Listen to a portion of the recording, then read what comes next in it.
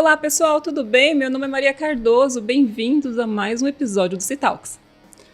Olá pessoal, sejam bem-vindos ao C-Talks. Quero já começar agradecendo o estúdio da Amplifica Digital, né, que tem nos recebido aqui na casa deles já há algumas semanas. Um abraço, Eric, obrigado, viu? A gente tem que fazer um vídeo aqui qualquer dia desse mostrando para vocês como que é o estúdio, que é bem bacana. Os bastidores, né? Os bastidores é bom. Né? E vocês já sabem, nós estamos trazendo histórias das pessoas que fazem a TI do Brasil.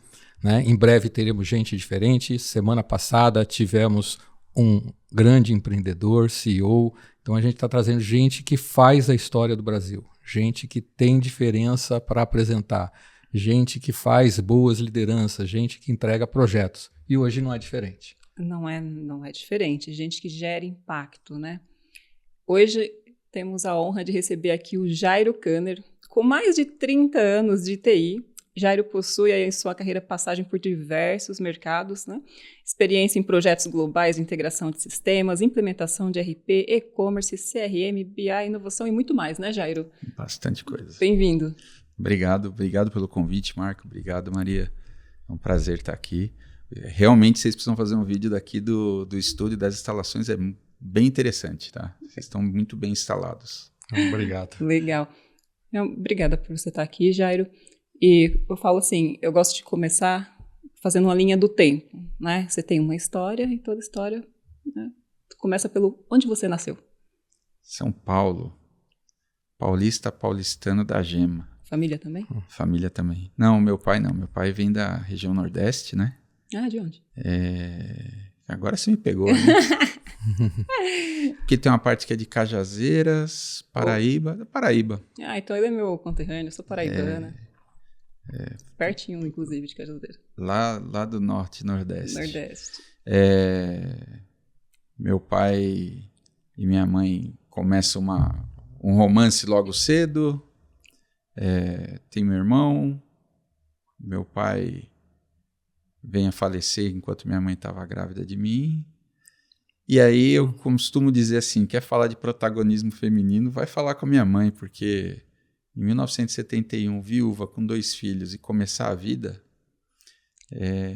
eu costumo dizer que ela esteve onde ela queria estar. Então, foi lá, desbravou, trabalhou no metrô, foi a primeira civil guardete do metrô. Nem sei nem se é guardete, mas aqueles vigilantes que tem.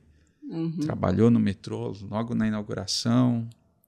Depois foi desbravando. 74. Uau. Aprendeu a dirigir, foi estudar, aprendeu a dirigir, foi trabalhar com confecções, trabalhou até a década de 90 aí, firme e forte.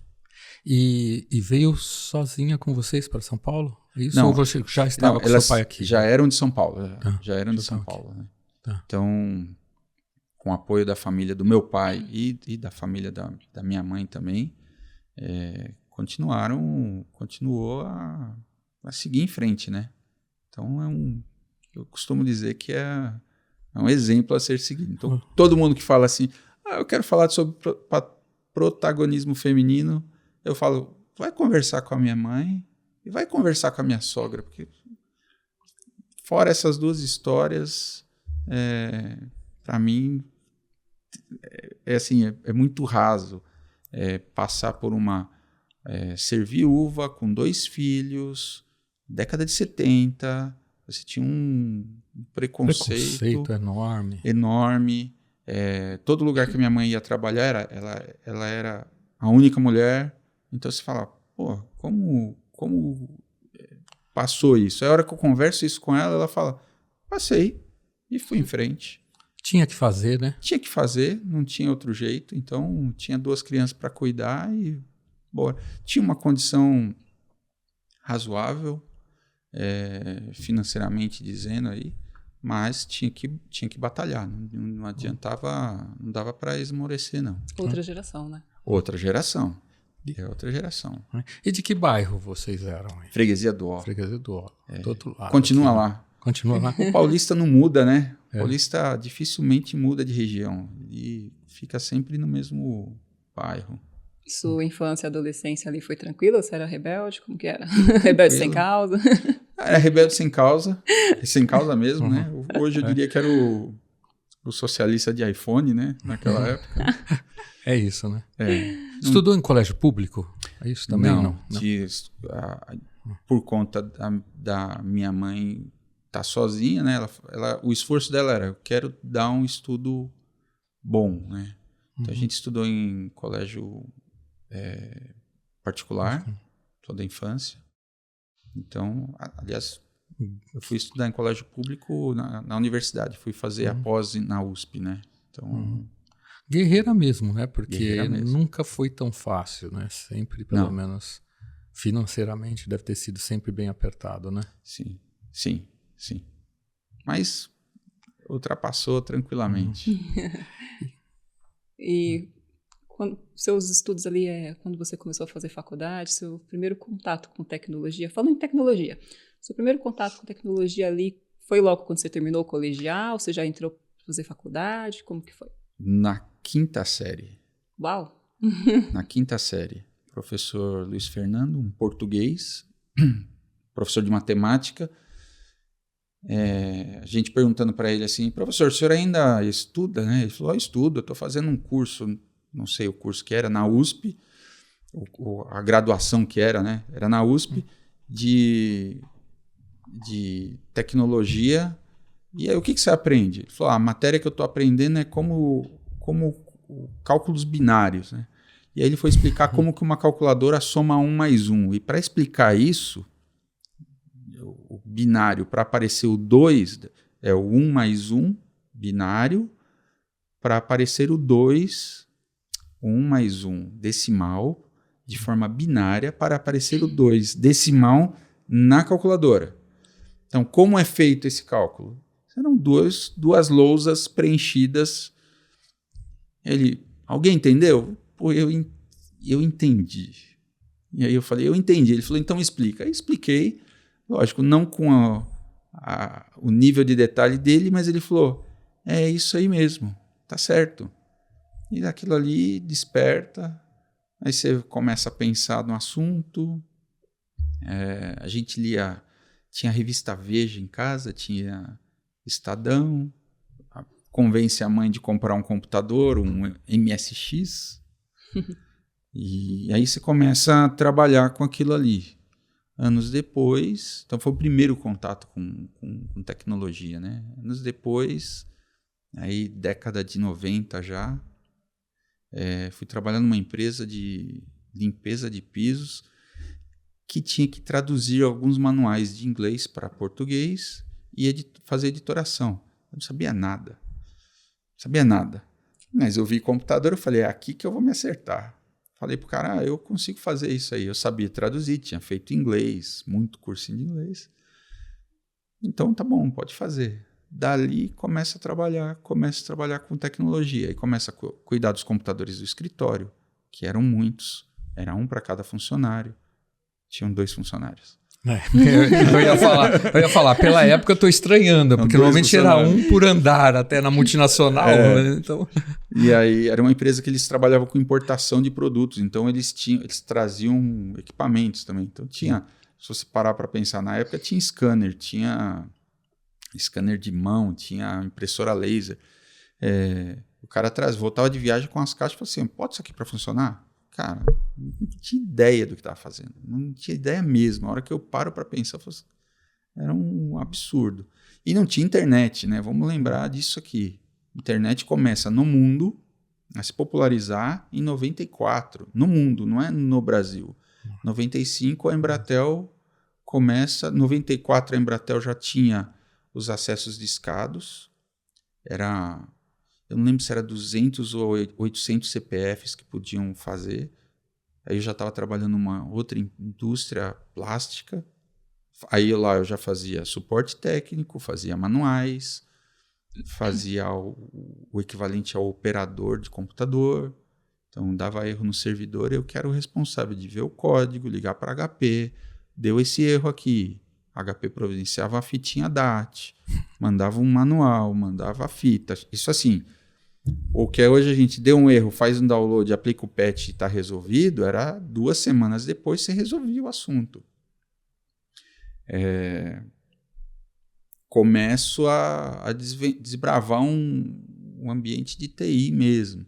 E aí tinha a internet. Descobrimos, um cara tinha o acesso da Embratel, descobrimos que se você acessava essa conexão de escada e fosse para um site fora do país, um segundo com a mesma credencial conseguia acessar. E um terceiro. Então a gente fazia um combinado, quem vai acessar hoje? E tinha que ser depois da meia-noite, porque o pulso era um só. Pulso, eu ia falar isso, né? Essa história muita gente não sabe, mas para acessar a internet, como ainda usar o telefone fixo no Brasil era muito caro, a gente ficava esperando dar 11 horas e 59 minutos ali, antes de virar a meia-noite, para poder acessar a internet, né? Isso aí. E aí poder usar e pagar o que seria um impulso, né? Pulso por ligação, né? E aí, nessa época eu usava já BBS. Ninguém conhece BBS. Eita, agora vamos ter que explicar agora, né? Que era uma BBS. BBS era antes da internet, né? Você discava para um sistema fechado. Então, por exemplo, tinha BBS do Estadão. Tinham 18 linhas. Então, você podia usar por 20 minutos por dia. O que você fazia? Criava um monte de usuário falso para poder cair e entrar de novo, cair e entrar de novo. E você entrava nas salas de bate-papo e aprendia alguma coisa. Aí você tinha a Mandic, que era uma BBS que surgiu dentro da Siemens, com Alexander Mandic, e virou um business. Que foi um histórico, né? Foi um marco histórico, né? A criação da Mandic foi um histórico, né? Para todo mundo, acho. Aí eu recebo um convite, tirei uma certificação Novell, então hoje você tem tudo. Microsoft, manda, né? Hoje você tem Microsoft e Linux. Não existia Linux, não é que tinha, era tudo mato, não existia Linux, né? Não existia. Tinha Novell, Microsoft, era bem pouco. Tirei uma certificação Novell, com a ajuda de uma amiga que foi lá e deu 10 cheques para pagar a certificação na Fenasoft. Boa. Hoje a conversa vai ser boa, viu, gente? Vai ser boa aqui, porque vai ser uma conversa aqui que a gente vai ficar lá para os anos 90, um monte de tempo. Não, a gente avança rapidamente. E aí recebo um convite para ir trabalhar na Roche. E na Roche a meta era, você tem que montar uma BBS aqui. Mas, montar uma BBS, não faço nem ideia de como fazer isso. Então, imagina você numa máquina, um desktop, fazer uma máquina multi-usuários. Eles pagaram um curso na Dial Data, que era uma outra BBS também que tinha. Eu não conheci. E a Dial Data ensinou como fazer, montei uma BBS para médicos. Então, os médicos, hoje, depois da pandemia, a gente lembra, a gente vai... É mais conhecido, né? As publicações científicas, The Lancelot, American Scientific, essas publicações sempre existiram. Então, dentro da Roche, a gente fazia o quê? O médico entrava nessa BBS e fazia um pedido. Eu queria a matéria sobre oncologia que saiu na The Lancelot no mês tal. Eu pegava aquilo, ia na biblioteca, a biblioteca digitava aquilo, e aí depois a gente comprou um scanner, e aí a gente vai falar de inteligência artificial, que é tão recente, mas era tão já difundido. Na década de 90, você escaneava e usava um OCR, que é uma inteligência artificial, corrigia aquele texto e disponibilizava para os médicos Brasil afora. Então, era através de uma BBS. Logo em seguida, a internet abre-se no Brasil e aí começa a se popularizar, né? Não tão rápido quanto a gente está falando aqui, mas já começa a se popularizar, porque para acessar a internet, eu vou falar para a câmera, você precisava instalar um software, ter uma conexão numa BBS, linha de escada, você precisava de um software que te dava a pilha TCP/IP e você precisava de um outro emulador para você poder navegar. Então, o que você hoje abre o computador e coloca lá, abre o navegador e navega, você demorava uma meia hora para começar a navegar. Não estou falando da instalação a começar, é quando já estava tudo instalado. E para instalar, você precisava de alguém que conhecesse mesmo. Então... E você falando em conhecer mesmo, né?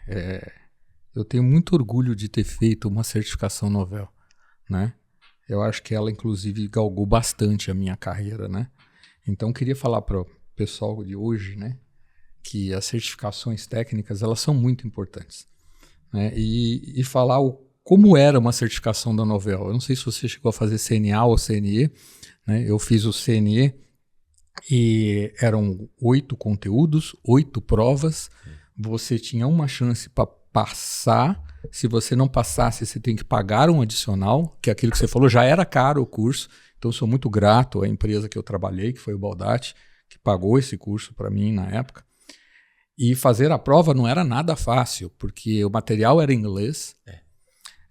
Você tinha que decorar exatamente o material do jeito que estava ali. Você entrava numa sala fechada. Isso nos anos 90, antes dos anos 2000, 96, 97 mais ou menos. Tinha uma câmera filmando você. Você não sabia quantas perguntas iam ser feitas.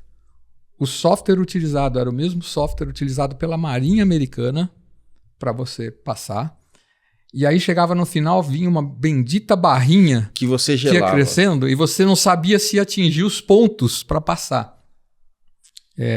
Vergonhosamente eu repeti em 2, tive que pagar as 2 para fazer. Mas eu acho que foi o melhor curso técnico da minha vida. Mas, Marco, assim... eu fiz Novell 3.12 e depois Novell 4. 4. E aí Novell 4, a gente vai entrar num tecnês aqui que é fundamento. Novell 4 parte para o protocolo X400, que é o serviços de diretórios. Sim. Que é onde o Windows NT é calcado. Novell Director System. NDS, né? O NDS. Estou falando grego aqui para mim. Não, agora eu falei, vai virar um bate-papo aqui Mas é fundamento, né? Outro dia eu estava explicando para uma pessoa, ela falou assim, a gente assumiu uma empresa e tem 5.000 usuários, a gente não sabe quem está ativo, quem não está ativo. Eu falei, olha, vai pela linha de comando, você consegue sacar tudo. Mas eu preciso atualizar a hierarquia, não sei o quê. Vai pela linha do comando que você consegue fazer tudo, porque é fundamento. Isso desde o Windows 3.5.1, 3.5.1 NT 2000, aí vem até agora 2022, e também o Azure, que você usa via PowerShell, você consegue fazer isso tudo via linha de comando. Que quando você coloca isso para uma geração nova, é novidade. Que o cara acha que simplesmente porque eu sei criar um usuário lá no AD, tá ok, tá feito. Não, meu amigo, você tem que fazer bem feito e você tem que fazer isso bem cuidado e você tem que ter a governança para cuidar disso para que o usuário não tenha superpoderes, ainda mais agora com questões de ransomware e para que você dê acesso onde ele tem que ter acesso. Então, eu não reclamo da empresa onde eu estou, o meu usuário ter limitação. Cara, obrigado porque ele tem limitação. Eu não quero ter superpoder mais, não. Deixa para quem vai fazer isso. Quem cuida, né? Quem cuida. E aí eu fico de olho para que se o cara cuida direito, né? Porque é ali que é a porta de entrada. Para tudo, né? Para tudo. Se o cara invadir minha máquina e da minha máquina pular para a máquina dele e ele tem um acesso poderoso, acabou. A empresa está entregue. E a certificação, ela traz... E aí eu vou falar para a câmera também que assim, a certificação traz os fundamentos e a partir do fundamento você consegue entregar um trabalho de excelência. Não é besteira falar... Vai lá, faz o curso, estuda, investe 2 horas por dia por 2 meses e tira uma certificação. Hoje o acesso é muito mais fácil. Você pode estudar individualmente, você pode assistir vídeo. E gratuito, né? Gratuito. Você ainda pode fazer o curso e o acesso a fazer a prova é mais tranquilo também, porque antes era a gente que está aqui em São Paulo, ok, fazer a prova. E quem não estava no eixo São Paulo, Rio e São Paulo? Sim. O cara estava em Minas Gerais, tinha que pegar um ônibus para vir para São Paulo para fazer a prova. Não existia a vida remota, não existia. Você tinha que estar aqui presencialmente. Então, eu acho que a certificação traz uma diferença. E aí, assim, tá assistindo e quer ter diferença nos próximos anos, a Amazon anunciou alguns bilhões de investimento a semana. Microsoft 15 bilhões em 3 anos. Vamos lembrar que 1 bi são 1.000 milhões, tá? 1 bi são 1.000 milhões. Em 3 anos é muito dinheiro. É muito dinheiro. Vai precisar de gente. Vai precisar de gente qualificada, certificada. E aí, eu não tenho experiência, não consigo um emprego. Meu amigo, tira uma certificação. Se você pedir ajuda para qualquer pessoa para pagar isso, você tenha certeza.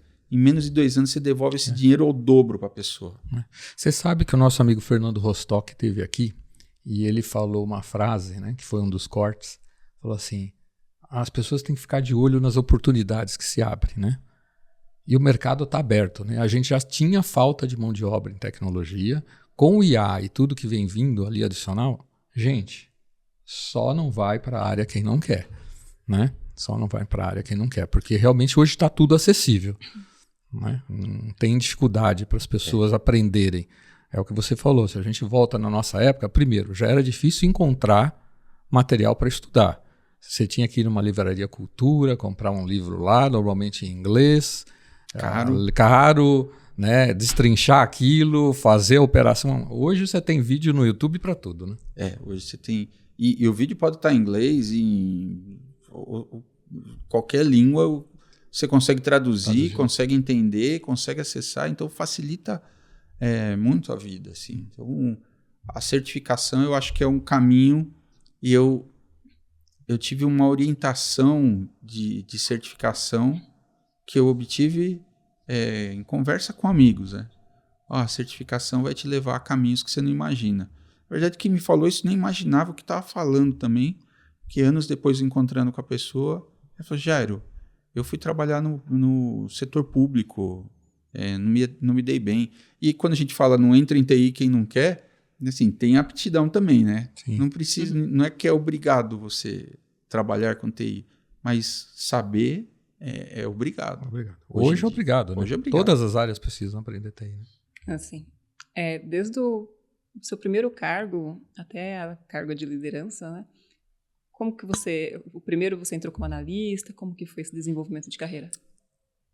Olha, eu acho que era analista, não sei se era analista de suporte ou não tinha essa, era analista de sistemas, não existia o analista de suporte.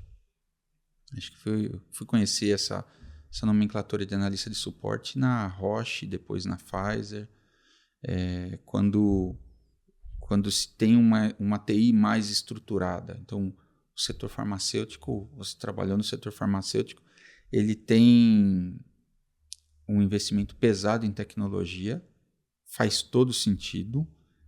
Os resultados que eles colhem são exponenciais porque faz o investimento correto em pesquisa, desenvolvimento e tecnologia, que outros setores deveriam copiar, outras indústrias, mesmo que locais. Se copiar esse modelo, vai trazer resultado. Eu nunca vi empresa que investe em tecnologia que não colhe resultado. Então, era analista, depois virou coordenador, supervisor, coordenador, e aí cargo de gestão veio 6 anos depois, mais ou menos. 7 anos depois. Foi em 2000. O primeiro cargo oficial de gestão veio em 2000. E como foi fazer essa transição? Dolorida. Cargo de gestão, né? Dolorida. Dói, né? Dói. Eu estava lembrando esses dias, um rapaz que trabalhava como que eu vinha gestor dele, né? Ele falou, eu sei quanto você ganha, eu não quis essa posição, porque a dor de cabeça que pelo pouco a mais que vai ganhar, eu não quero, deixa você. E ele não está errado. Você não ganha tão mais para fazer jus a efervescência que você fica ali, é um caldeirão, né? Você tem que dar conta de todas as áreas da tecnologia. E olha que lá atrás era pouco, você não precisava nem ter firewall naquela época, né? Era mais fácil. Sim. O antivírus resolvia a sua vida. Só o antivírus já estava bom, bastava ter o antivírus. Você trabalhou em várias verticais de negócio, até você deu um exemplo agora de farma, né? você trabalha em construção, fui pegando ali, dando uma pesquisada, né? Fazendo a pesquisa que a gente faz aqui. A gente segue um roteiro, viu, gente? Mas depois, quando a gente vê no meio, já não está nada no roteiro. Né? Você trabalha em construção, seguro, varejo e etc. Conta um pouco das diferenças entre esses setores em termos de tecnologia, para ver se a gente ajuda o pessoal a escolher o ramo para que for vai. Você quer um ramo acelerado, você vai para varejo. Quer 200% pé embaixo, é varejo. 24/7. 24/7. Porque antes o varejo fechava a loja tranquilo, agora não, agora você tem o e-commerce. Então, normalmente você tem uma equipe de e-commerce apartada, mas totalmente dependente de TI. Eu passei por indústria plástica, que era a Zara Plast, onde eu fazia manuais de como era feito um saco plástico. Então, você tem que aprender do negócio. Depois fui para a Roche, ali era uma TI maior, farmacêutica, então, e era mais infraestrutura. A Pfizer, igualmente. Depois disso, eu fui para a Compaq, que é a indústria de tecnologia. Até aí eu estou falando de empresas, exceto a Zara Plast, mas empresas de multinacionais muito grandes, inclusive. Muito grandes, bem estruturadas, com processos. Se não tinha o processo, você participava para fazer o processo, tinha um direcionamento claro. Vamos fazer o processo para facilitar as coisas. Passei pelo agronegócio, que era a Monsanto, bem no... Antes da Monsanto, eu passei pela fusão Compaq HP, fusão, aquisição, onde eu era responsável pela integração das duas empresas no Brasil. Então, assim, era um negócio trabalhoso. E aí você tem que começar a entender do negócio. O que gera dinheiro para a empresa e para onde vai esse dinheiro. Então, quando você entende isso, a tua liderança começa a ficar mais simples e não é só tecnologia. Você começa a entender o que gera dinheiro para a empresa. Vender computador e prestar serviço. Para onde vai esse dinheiro? Tem que ir para o acionista, vai para fora e vai para investimento para novas áreas de negócio. Então, agora que você começa a entender essa dinâmica, o porquê que você tem que economizar no orçamento, o que você tem que liberar do orçamento, você começa a ter uma liderança, a coisa fica mais tranquila, vamos dizer assim. Né? Essa é a cadeia de valor, na verdade, né? A cadeia de valor e processo. Né? Nós tivemos a semana passada com o Ricardo Lepper, que é dono da Soft Expert, e eu perguntei para ele como é difícil, né? A gente estava conversando um pouco nos bastidores, a gente ainda vai em empresas que ainda não tem os seus desenhos de processos, e não falo só do desenho, quer dizer, eu falo de alguma coisa que seja automatizável lá em termos de processo. Né? Antigamente a gente desenhava no papel e aquilo ficava e depois gera um transtorno que você tem que manter aquilo. Né? Hoje você tem ferramenta para deixar isso não só desenhado num fluxo, como tabular o fluxo, sabe, essas coisas. Difícil, né? Difícil, né? Ver isso nas empresas, né? Difícil. De novo, multinacional você tem, mas tem o acionista dispõe de recursos para isso. Inclusive, quando uma empresa abre capital na bolsa, ela muda totalmente a sua forma de agir. Nos últimos anos, nós não temos tido grandes IPOs aqui no Brasil. Aliás, teve empresa que fechou da bolsa aqui e foi para a bolsa em Nova York. São empresas que têm processos bem estabelecidos. Não depende de pessoas. O porquê ter o processo? Não depende de pessoa. Aonde que eu vou colocar o processo? Na hora que eu desenho a estratégia. Aí as empresas não querem desenhar estratégia. Então, dá trabalho. Você tem que sentar, se reunir com os gestores da empresa, trazer conhecimento externo, montar um conselho consultivo, montar a estratégia, para onde vamos? É isso. Está em pedra? Não está em pedra. Você pode mudar esse trajeto, né? Até porque não tem como não revisar isso, no mínimo trimestralmente, porque as coisas mudam tão rápido que fica difícil, né? Olha, trabalhei numa indústria, algumas coisas que são um pouquinho mais estratégicas, eu não vou dizer onde que é, tá? Trabalhei numa indústria que mensalmente a gente tinha que revisar orçamento e forecast, budget e forecast. Então era no último dia do mês, a gente tinha algumas horas para dizer o quanto eu gastei, se tá tudo, o quanto eu gastei fora do que estava previsto e se o que estava previsto para o próximo mês eu ia gastar ou não para tirar do orçamento. Mensalmente tinha esse exercício. Você não vê as empresas fazendo isso. Você não vê a empresa falando assim, eu vou investir 3% em inovação e põe mesmo em inovação. Vou investir tanto em tecnologia e põe mesmo em tecnologia. Você vê um fogo de palha e depois morre. Quem faz isso massivamente colhe. Vou voltar, né? A indústria farmacêutica, a indústria de tecnologia faz isso e colhe. A indústria farma faz aí investimentos, segundo o Gartner, lá de 4% a 5% anualmente há muitos anos em tecnologia. Muitos anos. Disparadamente é uma das indústrias que mais investe mesmo. Né? E aí, quando você pega farmacêutica, agronegócio, o agronegócio no Brasil, porque que é um... Quando você assiste o semanário lá, o programa semanal do Globo Rural e você vê o que tem tecnologia sendo implantada, o que uma Embrapa está fazendo, porque colhe esse mesmo formato da indústria farmacêutica. Agora, por que outros mercados não fazem isso também? Eu passei por engenharia, construção civil, habitação popular. Tem um esforço, tem uma intenção, mas não tem efetivamente falando assim, não, eu vou colocar processo rígido que eu quero reduzir custo efetivamente da unidade. Isso aí é retorno direto na lucratividade da empresa. É retorno na lucratividade da empresa e retorno na remuneração. Cara, peraí, todo mundo ganha nessa cadeia. Eu não sei se não é o que está sendo ensinado no banco da universidade ou nas pós-graduações, ou se são pessoas que não passaram por empresas estruturadas, então vai fazendo de forma empírica, mas isso precisa mudar dentro da empresa, cultura, né? Da cultura. Essa cultura precisa. E é uma cultura que você já vê donos de empresa que olham e falam assim, não, investir em tecnologia me dá retorno. O que é o melhor? Eu já ouvi essa pergunta. O que é o melhor? O melhor é essa solução, só que ela é a mais cara. Mas ela é a melhor? É essa que eu quero. Meu amigo, só que também não deixa parar. Então o cara quer o melhor computador, quer o melhor software para ir em frente.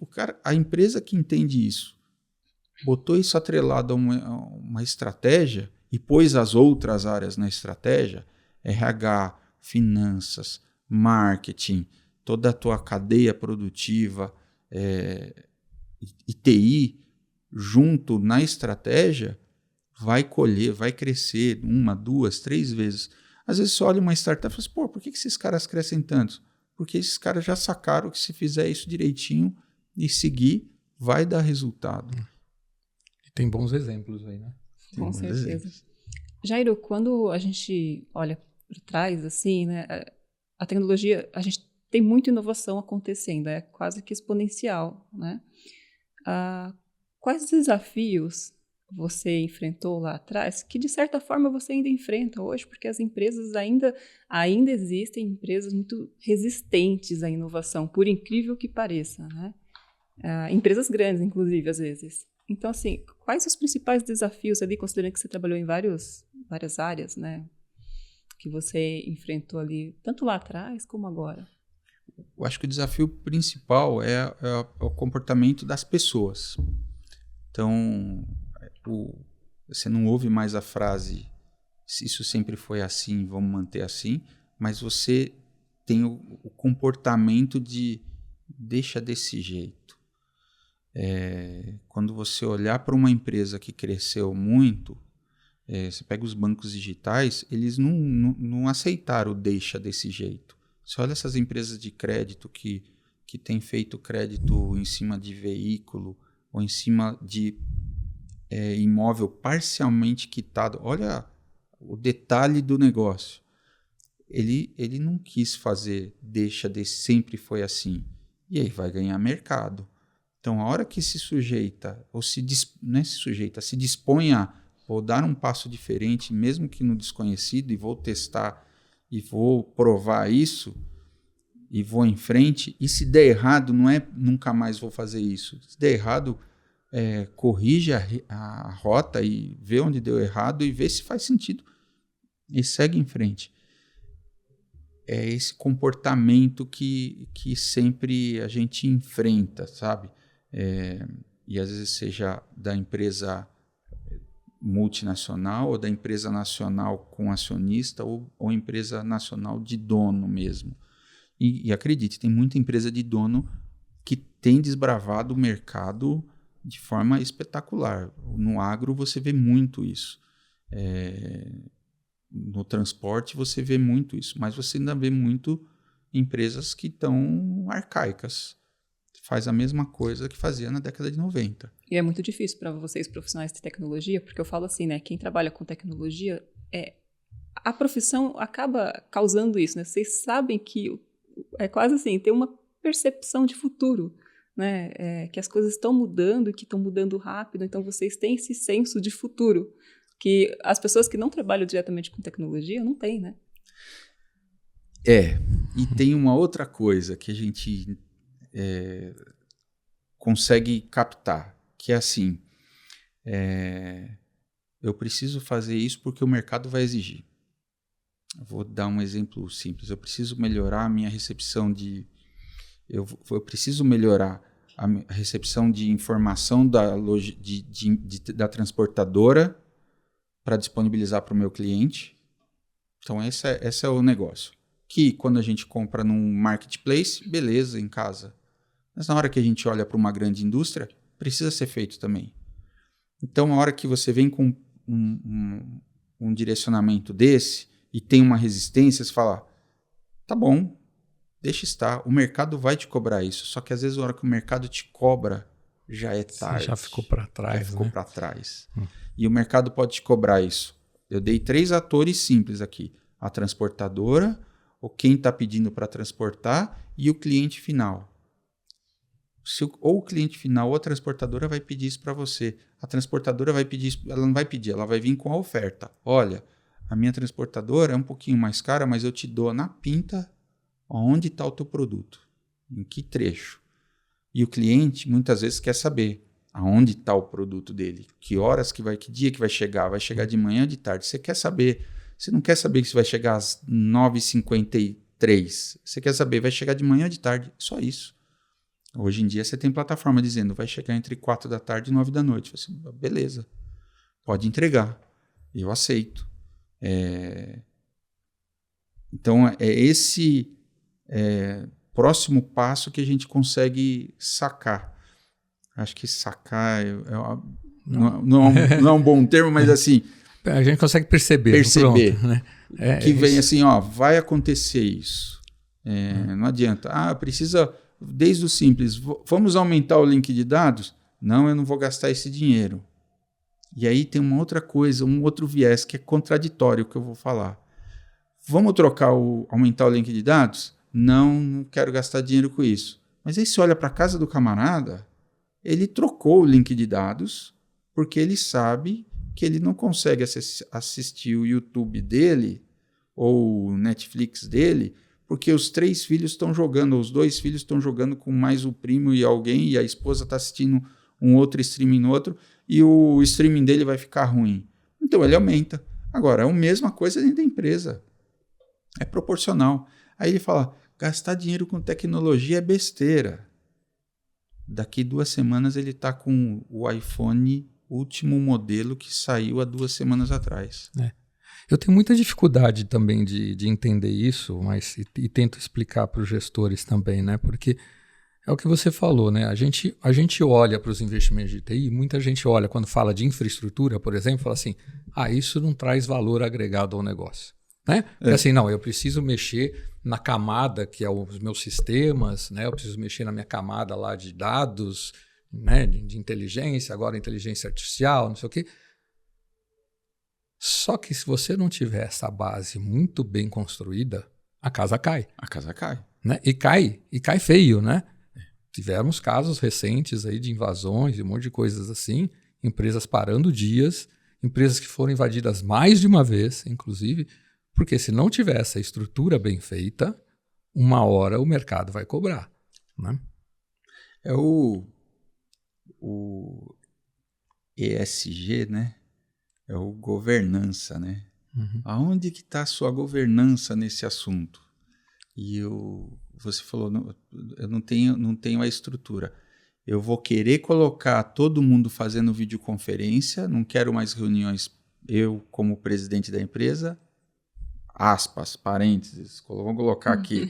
Eu como presidente, não quero mais ninguém fazendo reunião presencial, vindo fornecedor, porque consome um tempo, eu quero fazer tudo virtual, mas eu não quero dar um software adequado para fazer a videoconferência e também não quero investir num equipamento que tenha uma boa câmera, um bom áudio e não quero investir em link de dados, porque eu já comprei tudo isso há 5 anos atrás e não é assim.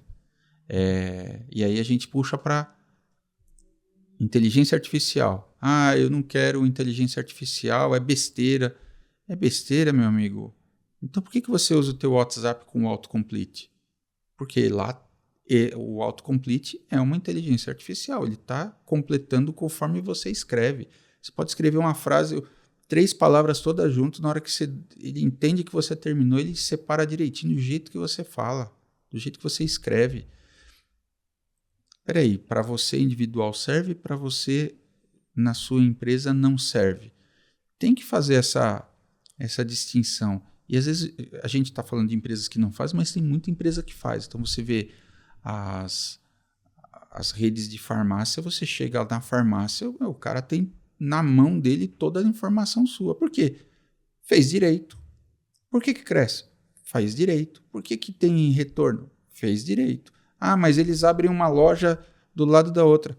Tem estudo. O cara usou tecnologia, usou dados para ele abrir uma loja do lado da outra para falar, ali vai vender uma do lado da outra. Vamos abrir sim uma do lado da outra. Então, a hora que o empresário, ou o conselho, ou a diretoria resolve investir pesadamente nisso para trazer resultado, vai trazer resultado, não tem a menor dúvida. Não tem a menor dúvida. Às vezes acontece também da empresa, ela não é aquela empresa muito inovadora, aí quando acontece algo como a inteligência artificial, onde está na boca de todo mundo, né, digamos assim, aí a empresa, né, o empresário chega e fala assim, não, agora eu quero esse negócio aqui dentro. Só que aí você não tem dados, não tem nada. Você não tem nada. Que estruture, mas aí ele quer, entendeu? Agora quer, agora todo mundo quer. Principalmente quando o concorrente já fez. Quando o concorrente fez, e às vezes o concorrente fez malemar, contou bonito, e ele fala, não, eu quero fazer. Assim,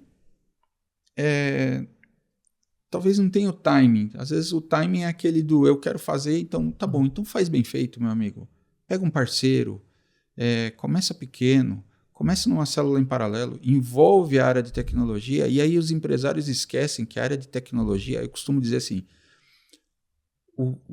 os diretores de TI são os melhores presidentes de empresa. Por quê? É a única área que está efetivamente dentro de todos os processos. Então, se você vai falar de logística com cara de TI, o cara de TI está lá dentro. O RH também está. Tá para contratar e repor ou aumentar, mas não está ali no dia a dia. Vai na área de RH, a TI sabe o que o RH precisa, do sistema de folha de pagamento, do sistema de avaliação, do sistema de comunicação, PDI. Do PDI. A TI é envolvida. No financeiro, TI sabe, tem finanças, tem a contabilidade, tem o FP&A, vai para o M&A, a TI sabe onde vai apertar o calo a hora que juntar duas empresas. Não é só a cultura, é a tecnologia divergente que as duas estão utilizando. Vai para marketing, TI sabe o dado que o marketing precisa para sair do faturamento e entregar para marketing, para que o marketing continue fazendo a roda girar. A TI, o gestor de TI, é importante que ele saiba de negócio, é importante que ele saiba todo onde aperta o financeiro, o TI, o financeiro, o RH, o marketing, para a cadeia produtiva, para entregar sistemas adequados. Então, às vezes, TI está fazendo, recebe um pedido e entrega aquele pedido e já prepara para o próximo passo, para que a empresa dê continuidade. Você vai falar de uma implementação de ERP, TI é que senta e sofre foi muito pesado. E batalha para que os processos sejam revisados, sejam documentados, convencer as áreas de colocar pessoas dentro do projeto. Eu, se fosse de uma área de finanças, eu colocaria a minha equipe inteira olhando para o dia a dia, né? Não só o melhor, né? O dia a dia e o futuro. Todo mundo tem que estar aqui junto. Vamos para frente. Surfa essa onda, galera. Às vezes você encontra empresas que vai trocar o ERP, história de TI, deixa esse cara se virar. Mas depois do Go Live, é a empresa inteira que vai precisar. E a receita da companhia é que vai te pagar, que vai remunerar o acionista e remunerar você. Sim. Qual foi a última implementação de SAP? Acho que você teve uma última aí recente de S/4HANA. Era para ter sido a segunda, mas a gente atrasou 3 meses por conta de saneamento de dados. Virou a 7ª de S/4HANA no país. Foi um projeto muito interessante, onde a gente colocou o melhor de cada departamento, o principal e a segunda pessoa, e em alguns departamentos a gente falava para o principal, coloca a terceira pessoa, e surpreendentemente, mas é resultado, né? Na madrugada já estava faturando, e na primeira semana que o objetivo era faturar uma nota por dia, em 3 dias a gente tá faturando normalmente. Tipo assim, fature normalmente, tá tudo ok. Só tinha uma esteira de revisão fiscal, porque é do processo de Go Live. Para cada faturamento era verificado. Cada tipo de faturamento era uma verificação. Isso foi lá em Curitiba. E depois veio uma correção de implementação de S4. Essa é mais dolorida, porque foi implementado um S4 como se fosse ECC. Foi para o ar, só que os fechamentos não batem. Os processos que acontecem cada 1 mês, 3 meses anuais, não batia. Então foram 8 meses de correção, é quase uma reimplantação. Faltava ferramentas, faltava solução fiscal, assim, uma coisa bem mal implementada. Deu trabalho, mas saímos de lá e deixamos ainda engatilhada uma transportadora para implementar o RP. Quais os fatores críticos de sucesso para implementar um RP? Porque eu falo assim, quem nunca fez, né? Então, acho que a gente já tem uma experiência com isso, então tanto faz o RP, tanto faz ali a marca que venha junto, né? Mas tem muita gente que está chegando no mercado aí, que está se deparando aí com uma troca de RP, ou até empresas que estão crescendo e implementando pela primeira vez seu RP, porque eventualmente ainda tinha algum legado, algum desenvolvimento ali interno. Quais os fatores? Porque eu falo o seguinte, se o cara não souber implementar, eu falo assim, ele escolhe o que ele acha o melhor ali para a companhia naquele momento, só que ele é o primeiro a ser demitido porque o projeto não tem sucesso, né? Então, o que se a gente pode ajudar o pessoal aí a acertar de primeira? Vamos lá. Eu acho que participar todas as áreas na escolha. Então, assim, monta uma matriz e quais são os processos que tem que ter. Revise os processos da empresa em paralelo. Dispara a revisão de processos da empresa. Nessa revisão de processos, você já pauta a sua consultoria para falar assim, eu quero saber quem mais colaborou nessa revisão, porque são essas pessoas que vão te ajudar na implementação. Enquanto isso, você está selecionando qual RP, qual consultoria vai ser feito.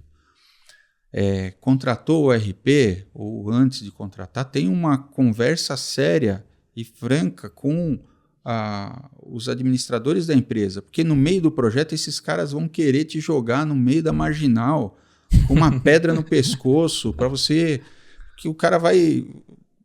Assim, um movimento tão intenso que a pessoa de TI está colocando de energia e vai demandar dos demais também. Só que se ele não fizer isso, ele vai ganhar. Não mata o teu cara de TI. vai com ele até o fim. Por quê? Ele sabe o que está fazendo, ele está bem assessorado. Uma gestão de mudança é fundamental. A gestão de mudança não é simplesmente o que vai mudar, é a gestão de mudança organizacional na questão cultural. Para você, tira do ninho aquela coisa do tipo, isso não vai dar certo. Meu amigo, tira essas pessoas da frente.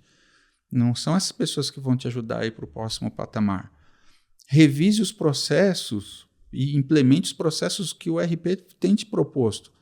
Vamos pensar aqui, um pouquinho de humilde. O RP vende aquilo ali para o mundo inteiro. Não está de tudo errado sugerir para você um processo novo. Então, adeque o seu processo aos demais. No final disso, e aí investimento, lógico, ninguém está aqui para rasgar dinheiro, mas olhar e falar assim, não, esse investimento tem que ser feito mesmo. Faz uma conta reversa. Teve uma implementação que a gente fez numa das empresas que o dono falou assim, esse dinheiro que a gente vai pagar para essa consultoria, a gente não pode contratar os consultores? E a gente fez um curso, pegou lá tabela de salários, olhando, ele falou, eu estou pagando 20% de, entre aspas, seguro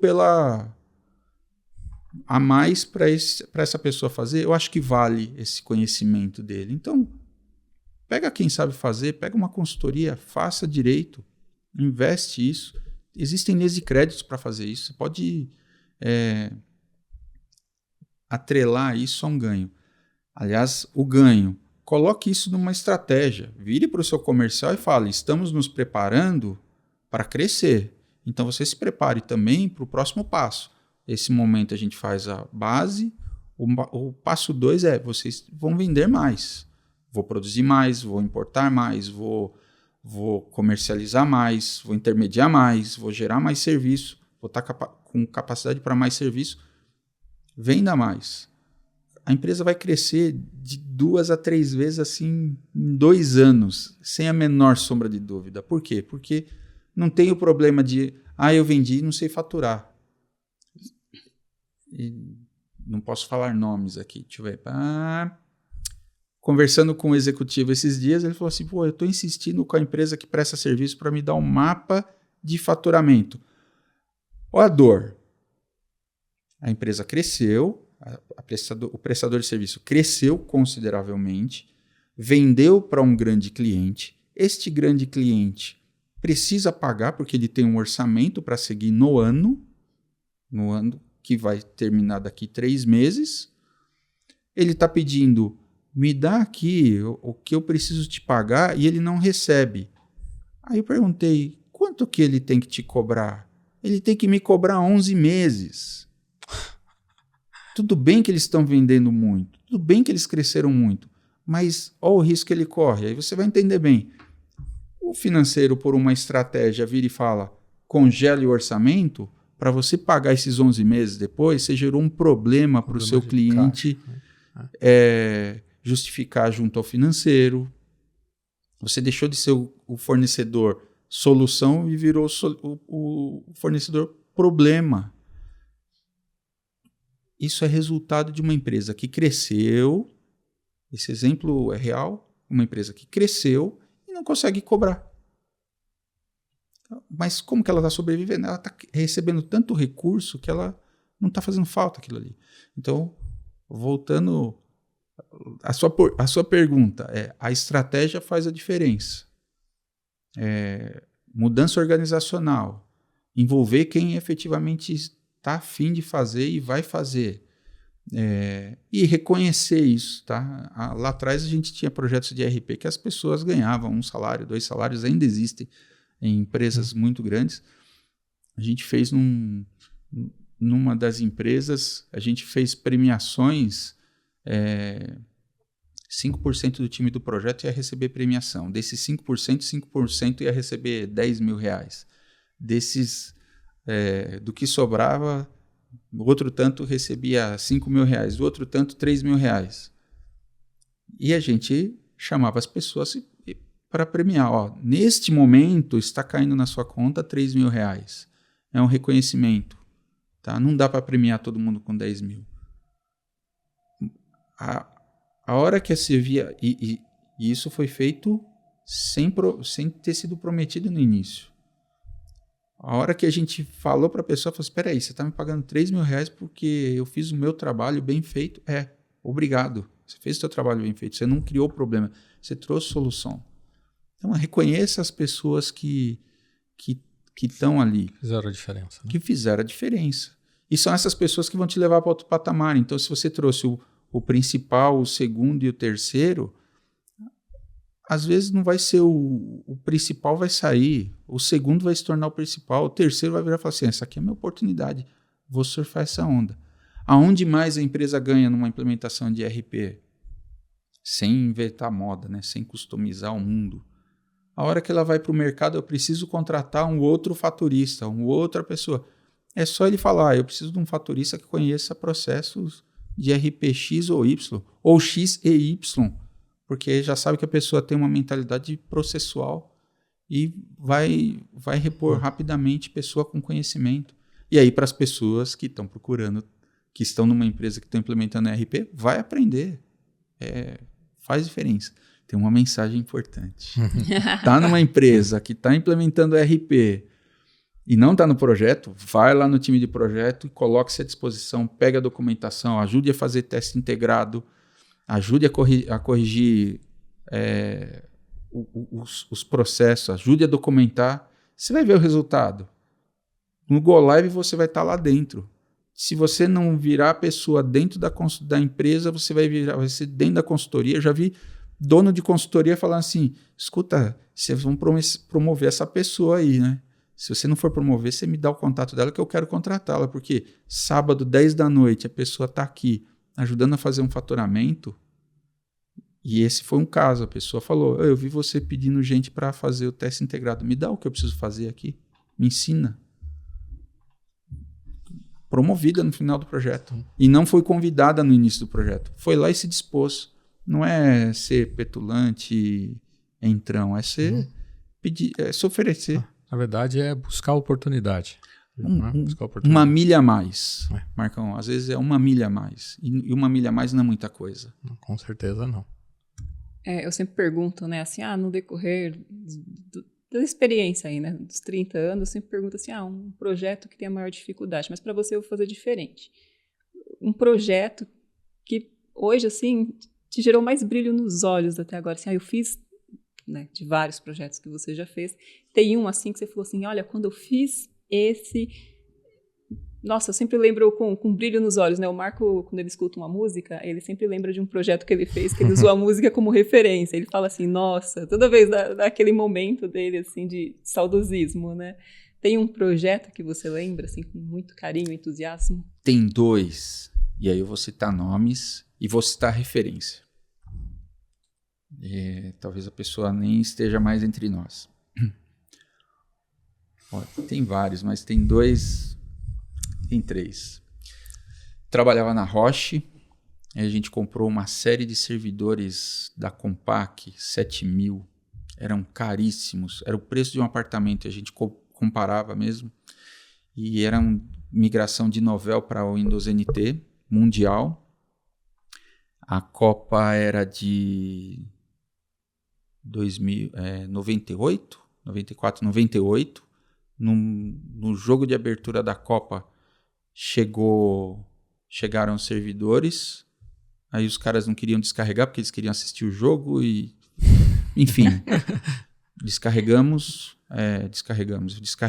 chegaram, trabalhamos noites e dias e tiramos fotos sentado em cima do computador, e a conversa era com um amigo, Marcão, que continua lá até hoje. Você imagina, Marcão, trabalhar na Compaq, você não precisa nem ficar justificando tanto o computador que você vai comprar. 2 anos depois, o ano seguinte eu estava na Pfizer, 98, 99 fui para a Pfizer, e aí a referência. A Pfizer fica aqui na Alexandre Dumas. Quando eu entrei no projeto, era, você vai entrar aqui para fazer a infraestrutura desse prédio. E aí eu fui conhecer o engenheiro chamado o senhor Bignoni, um argentino. E ele falava, esse aqui é o meu último projeto, é uma nave espacial. Não existia Google Earth. Então, se você olhar no Google Earth o prédio da Pfizer, ele é uma nave espacial. Ele tem um formato de uma nave. Acho que nem... Não sabia. Pode olhar. Já vou olhar. Tanto que a gente usava o desenho da planta dele a gente em TI. Fiz aquele projeto e aí, assim, poxa, queria outros ares, queria ir para fora. Saí da Pfizer, recebi um convite da Compaq, que era no prédio ao lado. Vindo na Alexandre Dumas, tem um prédio, uma rua e a Pfizer. A Compaq era naquele prédio. E aí, quando souberam que eu era a pessoa daquele prédio ali e do projeto da Roche, assim, não, é você que a gente quer. Porque a gente alugou 5 andares ali no Senu, do lado do Hotel Hilton, e a gente tem uns 5 mil pontos de rede, vai ter 2 call centers, a gente comprou a Digital, comprou a Tandem, tem que juntar todas essas empresas, então aquele prédio é a consolidação de tudo isso. Esses 3 projetos, e aí a gente fez, então, e qual foi o momento que te deu, assim, poxa, que legal, quando acende, a gente não tinha o projeto Cidade Limpa ainda, mas tinha o logo da Compaq no topo do prédio, depois virou HP, né? Quando acende o logo da Compaq, em cima do prédio, era um negócio lindo aquilo ali. O símbolo da Compaq nem era meu, mas era trabalhar numa empresa que eu sonhei e fotografei lá atrás e a gente realizou o sonho, onde comprar o servidor não era o problema. Então você chegava lá e falava assim, precisa de um servidor, um file server. Você ia lá, o que a Microsoft fala para comprar um file server? Para configurar um file server? Tem que ser essa configuração. Você pedia aquilo. Você não economizava na memória, no disco, no processador. Era aquilo. Então esse trio aí, lógico, teve outros projetos que brilharam os olhos. Mitsui Sumitomo Seguros teve projetos maravilhosos. Coelho da Fonseca, com troca de site, que deu uma trabalheira assim, e você saber que você fazia um anúncio, isso 15 anos atrás, que você colocava uma foto e minutos depois essa foto estava disponível no site, é uma diferença e te dá uma satisfação. Tem tantos outros que acho que a gente vai esquecer aqui. Mas... eu falo para a Maria que a gente viveu tanta entrega de projeto que a gente quase que não consegue viver sem, né? Porque assim, é sempre um despertar, sempre uma alegria entregar o projeto, né? Seja ele qual for ali. Ó, entregou, já está comemorando, né? E pensando no próximo, né? E pensando no próximo. E às vezes assim, é uma alegria... para cada profissão tem uma forma de alegria. Para o publicitário, aquele filme que vai ao ar e é lindo, é bem feito. Para a TI é uma coisa que ninguém vai entender. Assim, olha, funcionou. Um processamento em tempo real. Quem olha de fora fala, vocês não fizeram mais que obrigação. Olha, meu amigo, essa obrigação deu a gente queimou miolo aqui, não é tão simplesinho assim. E nada como estar preparado, né? Fala assim, eu vivi a pandemia, estava em uma indústria farmacêutica, né? E a gente falando de visão de futuro, o que TI tem que ter e tal, né? A empresa não parou um dia na pandemia. Todo mundo quase tinha notebook, todo mundo tinha... Lá usávamos na época o Google Workspace, então não existia o conceito mais de file server dentro de casa, né? A gente conseguia acessar os sistemas principais da companhia, mesmo os que eram on-premise, via VPN. Então, estar preparado para o futuro é muito importante, né, Gero? Como você, como gestor, se prepara para o futuro? Tem que estudar, né? A gente tem falado de inteligência artificial nos últimos 2 anos. Agora em novembro completa 2 anos de ChatGPT. Você ouve falar muito de inteligência artificial, mas já tem estudado isso há algumas décadas, né? Então, por exemplo, estudar sobre inteligência artificial, entender o que é, entender quais são o que está por trás de um novo lançamento de um grande fabricante. Então, a hora que você ouve um SAP falando do SAP S/4HANA, o que é o HANA? Por que foi? Por que tem esse banco de dados tão rápido? Não é ser rápido por ser rápido, é ser rápido para ser em tempo real, de forma abrangente e estruturada. Quando a gente fala voltando para a inteligência artificial, aonde a gente consegue implementar isso? Você tem um mercado enorme para utilizar isso e mercados que a gente nem imagina, que talvez nem existam ainda, que possam estar. E aí ler os documentos que os fabricantes disponibilizam, né? Eu lembro que 2 anos atrás, eu tive num evento da NVIDIA, um evento de uma revenda que falava da NVIDIA, aí eu falava, é isso aí que a gente vai ter que colocar no projeto de reconhecimento de vídeo, porque vai trazer a informação mais acurada. Da onde vinha esse conhecimento? De ler o documento. Então, assim, dá trabalho. Não é simples entrar lá no site e falar assim, deixa eu ver o que ele está querendo explicar. Pegar o nome da pessoa que desenvolveu aquela tecnologia, as pessoas que desenvolveram, vai ler o que esses caras estão falando ou o que eles estão publicando em vídeo ou em algum blog. Tem que ler. As coisas não aparecem do nada.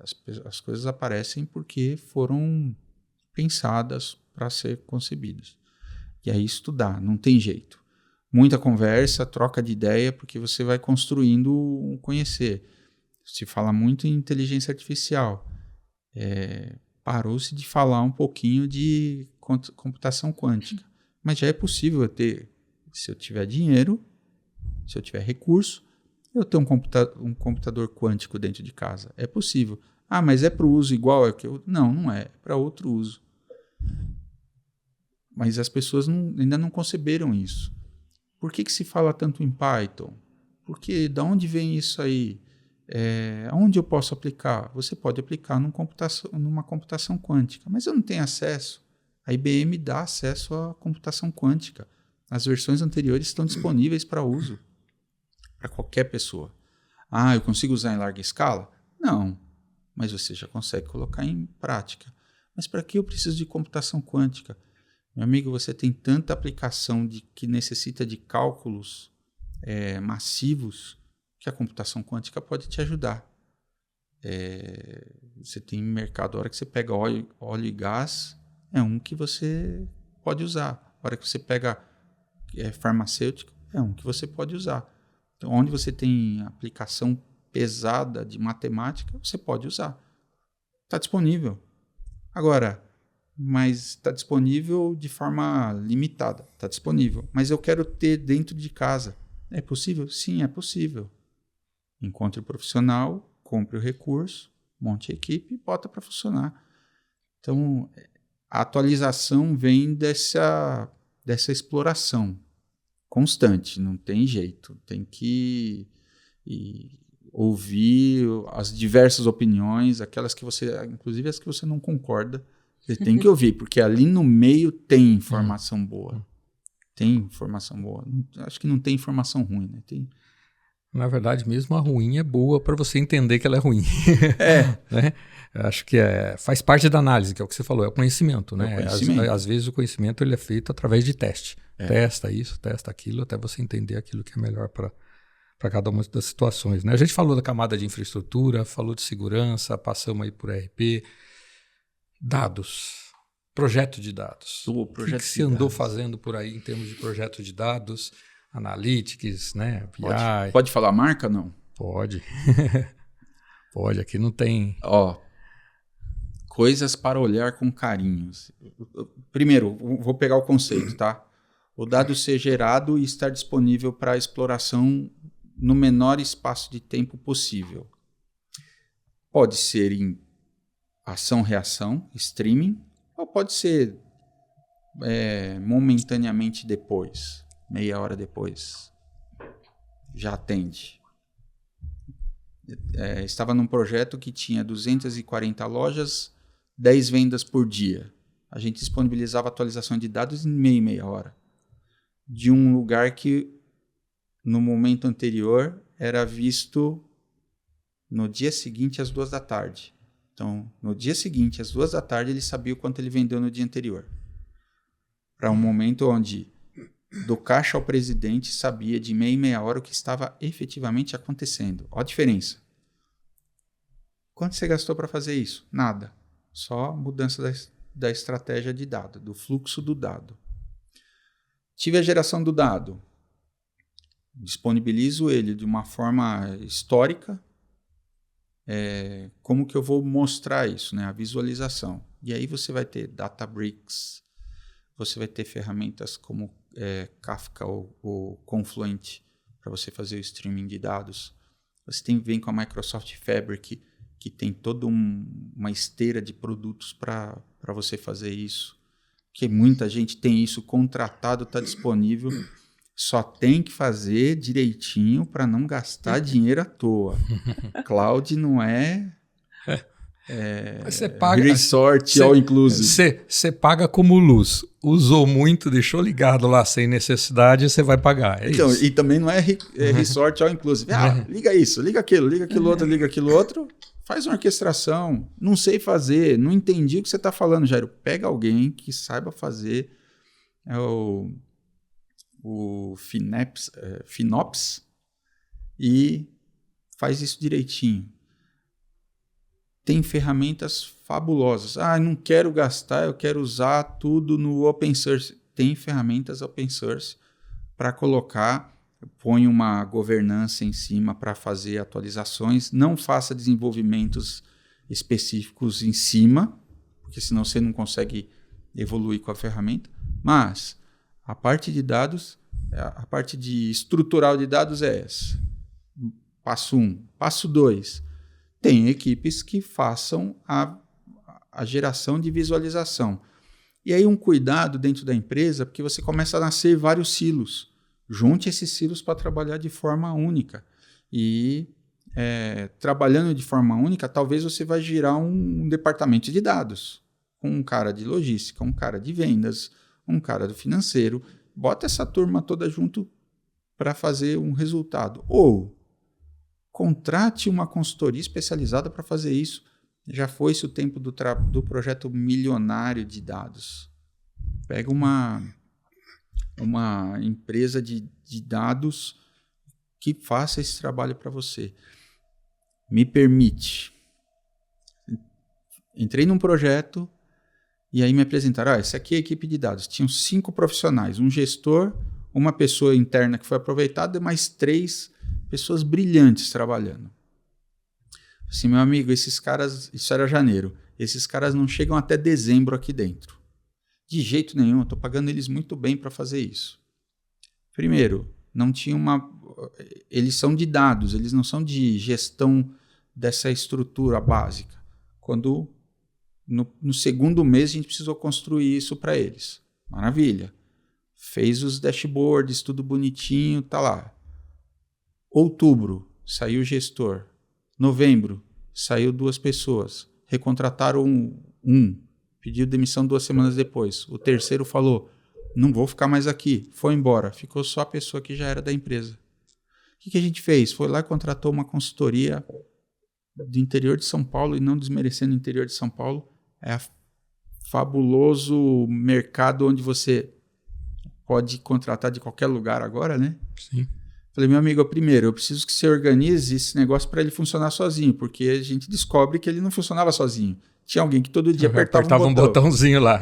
Aí você precisa automatizar isso. Então, Jairo, eu vou levar 15 dias para fazer isso. Maravilha. Enquanto isso, a gente vai apertando o botão aqui. Resolveu? Resolveu. Quanto que você vai me cobrar agora para fazer 3 relatórios por mês? Vou te cobrar R$8.000. Você não precisa nem fazer conta, né? Se aqueles 5, e tinha um gestor no meio, tá? Que não entregava 3 relatórios por mês, era mais barato a consultoria. E a consultoria fazia, acertamos o fluxo do dado, migramos do on-premise, botamos tudo na nuvem, tinha integração entre nuvens, tinha AWS, Azure, OCI, ERP, sistema de CRM e esteira de contrato. Na hora que você olha tudo isso, você fala, espera aí, funciona e ninguém precisa ficar apertando o botão? Dados é isso. Agora, a área de negócio tem que estar orientada a dados e fazer a leitura daquilo, não é pedir o relatório bonito sem saber para que era. Então, seja ela o comercial, a logística, a área de serviço, o financeiro, o RH, o e-commerce, esses caras têm que estar preparados para isso. É demérito ir aprender? Não. Cria uma jornada de dados. Vamos falar de planejamento estratégico de novo? Seremos uma empresa data-driven. Olha que bonito. Data-driven. Temos gente especialista? Não. Vamos formar ou vamos contratar? Não, vamos formar quem vai analisar isso aí. Vamos contratar para fazer o start. E depois vamos contratar alguém, vamos manter esse negócio. Acho que é a receita mais adequada que se tem assim, para andar. E vai solicitar um relatório? Jairo, 3 relatórios por mês? 3 relatórios por mês. Por que você quer? É o 5W2H, né? O que você vai analisar nesse negócio? Para quem que é? Quantas pessoas vão usar? Quanto vai custar isso? Qual é o impacto final? É lógico que vai ter coisas que você vai fazer achando que ia pegar um resultado e não pega resultado nenhum. E tudo bem isso. Uhum. Mas você tem que colocar isso no estratégico. E como vai fazer? Como que eu vou fazer? Eu dei um formato aqui, você tem N formatos. Agora, você tem empresa que é tão grande que vale a pena você ter, ao invés de gastar com a consultoria, você ter a consultoria dentro de casa. E, tem a consultoria dentro de casa, será que isso aqui não vale virar um negócio? Pega esse departamento, gera uma startup, bota esse pessoal para fora positivamente. Às vezes eles viram uma empresa com um grande cliente inicial e mercado gerando receita, girando e a coisa andando. Você se torna uma empresa inovadora. Sim, com certeza. Bom, agora já indo mais para a reta final, Jairo, vou fazer uma pergunta de futuro agora. Já? Já? Ela que fica no tempo lá. Tô controlando o tempo aqui, a gente já está indo para a reta final, mas eu não posso deixar de perguntar, então, em sentido de futuro, quais tecnologias aí você acha que serão muito importantes aí, pensando para frente? Inteligência artificial continua muito. E assim, bem achismo, que o que a gente conhece de ERP pode vir a mudar consideravelmente no futuro com a inteligência artificial. Eu acho que um tema que a gente não comentou, que é o low code, né, desenvolvimento com baixa codificação, isso tende a ser um futuro. Você já tem isso muito utilizado em RPA, quando você faz um formulário no Google ou no Forms da Microsoft, você está usando um low code ali. Na verdade, ele é no code, né? Você não tem codificação nenhuma ou baixa codificação. Continuamos com muita integração de dados, API para todo lado. Segurança é fundamental, e aí eu sou radical. Dá um trabalho fazer o que eu vou falar. É estressante, é desgastante, que é o Zero Trust, assim, ZTNA, tecnicamente falando, onde eu não confio em nenhuma conexão e tem que justificar a conexão. Educação sobre segurança, e aí não é tecnologia, é postura, com todos os funcionários. Educação executiva para uso de tecnologia é fundamental. E aí de tecnologia mais que a gente começa a ver já tem disponível, tá? Bem insípido assim, mas é a tecnologia, a computação na borda mesmo, na mão do usuário. Então, Samsung veio com o dispositivo com inteligência artificial, com capacidade de processamento de inteligência de rede neural, com NPU. Apple também veio desde o ano passado já com NPU. Se você vai no site da Dell, você já tem os dispositivos prontos para rodar inteligência artificial na ponta. Por que isso? Eles estão distribuindo esse custo, tá? Porque o custo de data center que a gente comentou da Amazon, da Microsoft, que os caras estão investindo aqui dentro, eles estão jogando isso para a borda. Então, a gente vai ter esse meio de caminho e depois vai ter alguma outra modificação para que isso fique melhor. Então, a gente vai ter uma troca de dispositivo massivo nos próximos 5 anos por conta da inteligência artificial. Isso não tenha dúvida, para que ele rode na palma da mão ou no dispositivo do usuário. Eu acho que continua um movimento de algumas coisas saem da nuvem e vêm para dentro de casa, mas eu deixaria o crítico na nuvem. A nuvem é uma camada de segurança e uma nuvem bem configurada é uma camada de segurança adicional para o crítico. O que não é crítico deixaria local. Investimento em segurança de forma séria. Você vê empresas que falam, eu vou comprar esse dispositivo, essa tecnologia de segurança, mas não para 100% dos usuários. Não adianta, você tem que ter para 100%. Não adianta fazer essa economia. É burra e vai sair mais caro, porque você vai... O elo mais fraco vai quebrar. O elo mais fraco vai quebrar. E por que vai sair mais caro? Você vai comprar para 75%, gastou um dinheiro. Mas eu tenho seguro. Você vai comprar o seguro e o seguro vai te remunerar só sobre o que foi invadido com aquela tecnologia. O que foi invadido por conta da falta da tecnologia, ele não vai te remunerar. Então você pagou o seguro e não vai receber. E o risco de você parar a tua operação. Que esse aí é incalculável. Imagem, né? É que agora a imagem não é tão mais afetada, né? Porque assim, só precisa saber quando você vai ser invadido, né? Todo mundo vai ser. Mas se você imaginar, vamos pensar uma empresa de aviação aérea, parar. A outra está funcionando e aquela parou. Assim, a imagem, né? Assim, não tem jeito. Você vai perder o seu voo, né?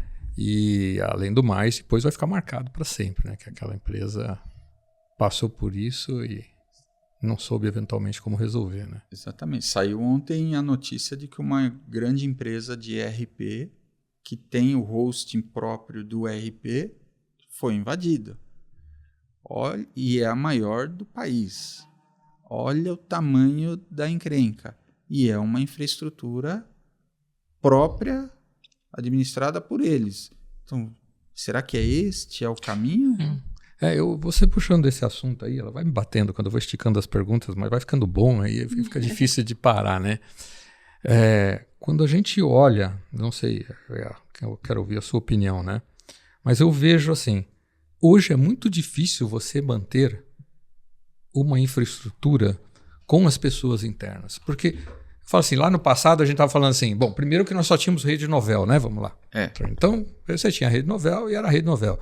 Aí você tem rede Novell, você tem Windows, você tem não sei o quê. Aí sistemas operacionais, você tem mais uns tantos. Banco de dados, você tem mais uns zilhões. Aí você tem cloud, você tem várias clouds. Como é que você vai ter todo esse conhecimento dentro de casa para você ser especialista, né? Então, eu não sei, eu vejo com muita dificuldade imaginar ter uma baita equipe de infraestrutura interna. Como é que você vê isso?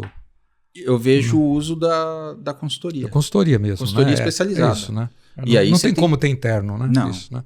Você tem os cabeças internos que conheçam, são generalistas, né? O diretor de TI tem que ter a visão de negócio e tecnologia, ele tem que transitar muito bem por esses dois mundos, conhecer bem de negócio, então saber o caminho do dinheiro e os impactos organizacionais e onde a tecnologia faz a diferença ou encontrar a tecnologia que vai fazer a diferença, né? O exemplo que eu dei da indústria da empresa de BI foi uma saída dessa, uma empresa especializada em dados, ponto. Aí você, mas e a minha segurança? Uma empresa especializada em segurança. No caso da segurança, coloque duas. Não para brigar uma com a outra, mas para se complementar. Cross-check, né? Dual check. E também para que no dia do sufoco você tenha para quem correr e tenha sempre o relacionamento com as consultorias, as indústrias. Por quê? Às vezes você está aqui, você está calcado numa tecnologia e tem uma outra oferta aqui que você reconhece que é boa, mas não faz sentido agora, mas que daqui 2, 3 anos faz sentido, mas você não está entrando cru naquela história. Então eu acho que montar um ecossistema de parceiros é saudável. E aí para isso você tem que sentar, ouvir, conte a sua história, o parceiro, o que você vai fazer, como que você faz, para você ter essa flexibilidade. Mas o orçamento fica pesado. Cara, como você falou, não dá para eu ter uma equipe dentro de casa com especialistas, porque você vai ter que gastar muito para reter essas pessoas. Você não, às vezes não é uma indústria... Eu já vi varejo querendo a equipe de RPA dentro dele. Gasto uma fortuna. Aí, ela não é uma empresa de tecnologia, aqueles profissionais são de tecnologia, eles vão querer crescimento numa indústria, numa empresa de tecnologia. O que vai acontecer? Vão sair. E vão levar todo o conhecimento. E vão levar o conhecimento. Então, aí você perde essa esteira que está andando, ocorre uma ruptura, né? Vamos falar de varejo, o varejo gosta de ouvir. Não gosta de ouvir a ruptura. Uma ruptura. Então, eu acho que, de novo, é a consultoria. E aí tem uma outra parte que é assim, né, Marco? A gente é abordado para diversos eventos e tem que ir no evento. Às vezes tem evento pago que tem que ir no evento para ouvir e sentar lá e às vezes é cansativo. Pô, deixa eu anotar o que o cara está falando e depois voltar e testar. Alguns eventos, e aí fica um apelo, eventos, disponibilize as apresentações para a gente poder voltar e revisitar aquilo ali. Eu guardo o livrinho do evento, aqui os patrocinadores, tenho uma pilha em casa. Qual a empresa que eu vi no evento? Vai lá e ouvir isso. Tem gestor, tem executivo de TI que não gosta de falar com o fornecedor, mas precisa. Precisa. Hoje não tem como viver sem parceiro, né? Não tem como, né? Não tem. Bom. Tá bom. Vamos finalizando aqui, né? Porque eu fico de olho no relógio ali, né? Jairo, para a gente caminhar aqui para a reta final, me diz uma coisa. Você lê, né? Você lê bastante, você pratica algum esporte? O que você faz aí quando você não está trabalhando no seu 24/7 aí? Eu estou trabalhando bem menos do que no passado. A gente já aprende a usar um pouquinho mais esse tempo. Academia precisa, porque para ter músculo para aguentar mais uns 50 anos, se possível. É isso que vai salvar a gente. Acho que a primeira parte é isso. Alimentação, uma atenção para alimentação, mas também não sou nenhum neurótico com isso também, tá? Assistir, assim, o vídeo traz bastante... O meio termo entre o ler e o assistir o vídeo ajuda bastante. Então, o Netflix e o YouTube ajuda bastante, muito. Cursos que dão online, tem bastante curso específico. E aí, leitura de artigo e livro, né? Ajuda. Tem uma pilha que chegou em casa agora, tem 4 livros para ler lá que eu já estou fugindo dela, mas eu tenho que voltar lá. Você tem um título do coração aí que você acha que todo mundo devia ler ou não? Pô, tem um livro bem antigo chamado Se Eu Soubesse. É muito legal, muito legal. Eu li ele Ana fez 27 anos atrás. Se Eu Soubesse. Salvo engano é do Ricardo Semler. Do Virando a Própria Mesa. Virando a Própria Mesa. Esse eu cheguei a ler. Nossa, você puxou, faz lembro. Nem lembrava, mas esse eu li. E Organizações Exponenciais. Organizações Exponenciais eu acho que é um livro recente. Tudo que você ouve das pessoas falando assim, o exemplo da Uber, o exemplo da Airbnb, o exemplo da Kodak, vem desse livro. Só que vem do primeiro capítulo desse livro. Mas não vem do restante do livro. Então, vale ler aquilo ali. Às vezes se você conversar com alguém, você um monte de empresa que tem exemplo ali já não existe mais. Que bom, é um exemplo para eu ler. E ali acho que vale tem uma lição ali que assim, você sabe quantas dobras você precisa fazer, para você chegar a 100%? Você sabe dessa conta? Não? Não. 7 dobras. Você tem 2, 4, 8, 16,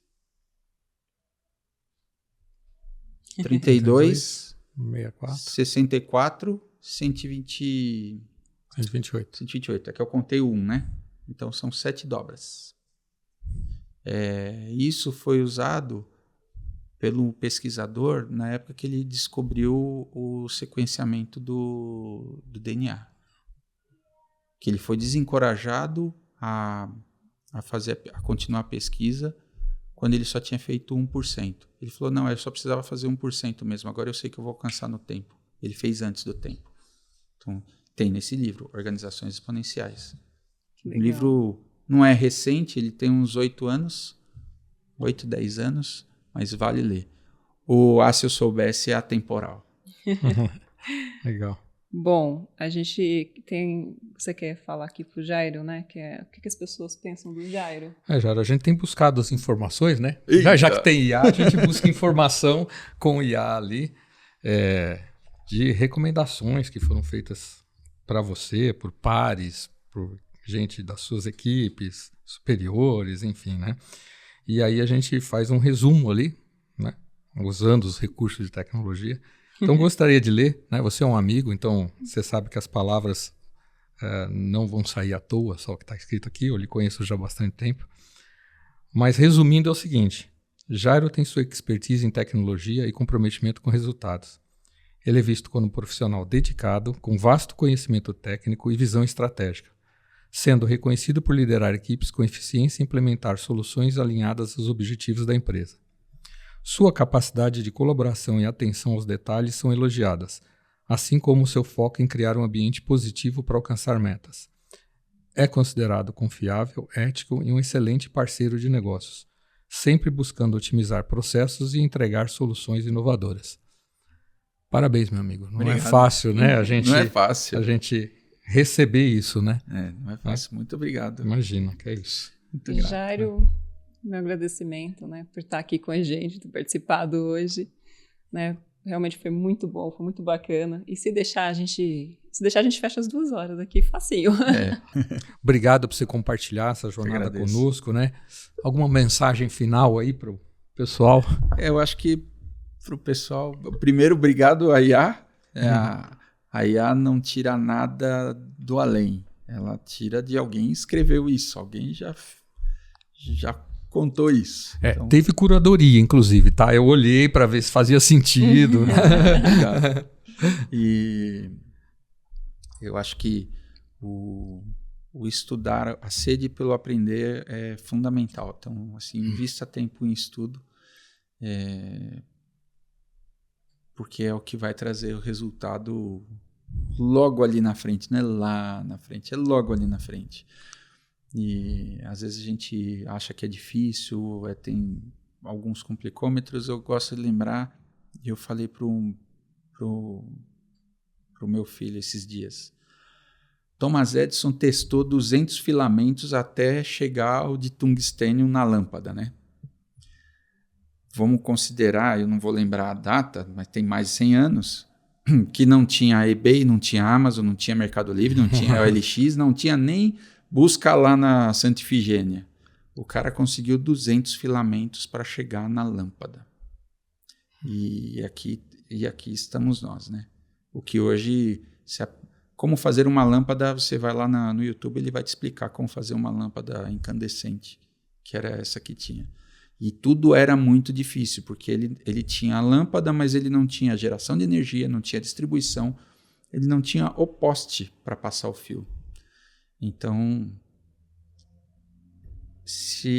acho que a parte mais difícil já fizeram para a gente, né? É boa. A base toda está construída. A base né? toda já está construída. Então,